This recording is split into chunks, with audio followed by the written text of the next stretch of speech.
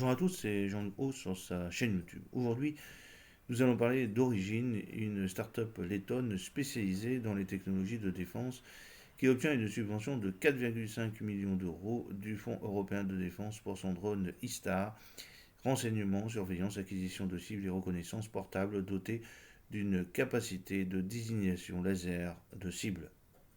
Ce projet collaboratif impliquant des partenaires lituaniens, Aigvus Photonics UAB et allemands, Leosis Laser and Electro-Optic Systems GmbH, bénéficie du soutien de la Commission européenne et des ministères de la Défense de Lettonie, de Lituanie et d'Allemagne.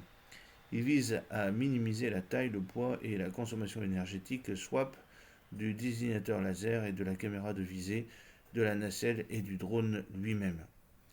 Les récents développements liés à l'agression russe en Ukraine ont mis en lumière l'importance persistante de la guerre de tranchées dans les tactiques militaires modernes. Sur des terrains difficiles d'accès, notamment en zone urbaine, les systèmes de désignation laser portables sont de plus en plus utilisés pour des frappes de précision. Cependant, les experts suggèrent qu'une alternative plus efficace et plus sûre serait l'utilisation de drones portables équipés de systèmes de désignation laser. Le principal défi réside toutefois dans le coût, la complexité et le poids de ces systèmes. La plupart des modèles actuels nécessitent des plateformes plus imposantes, dotées d'une capacité d'emport suffisante pour intégrer la technologie de ciblage requise. Le projet Mports eStar s'inscrit dans une démarche plus large visant à renforcer l'autonomie technologique de l'Union européenne et à réduire sa dépendance aux importations. Ce mini-drone moins de 15 kg, portable et à décollage vertical, intégrera un désignateur de cible laser compatible avec les munitions de précision à guidage laser standard de l'OTAN.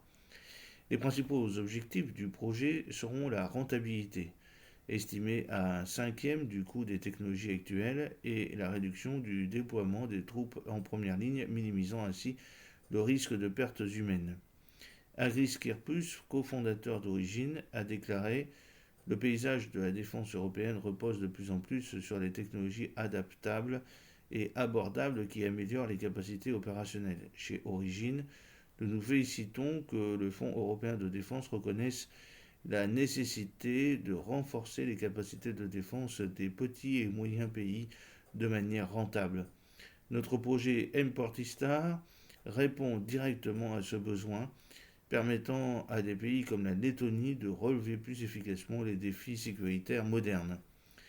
Le produit phare d'Origine, le BIC, a déjà rencontré un vif succès dans le secteur de la défense. Ce drone ISR polyvalent offre des capacités de frappe de précision déployées en Ukraine par la Drone Coalition et acquis grâce à des contrats avec deux pays de l'OTAN.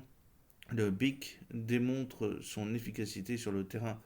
Avec le projet Mports eStar, Origine continue de se concentrer sur l'élargissement de sa gamme de produits afin de répondre aux besoins évolutifs des opérations de défense modernes.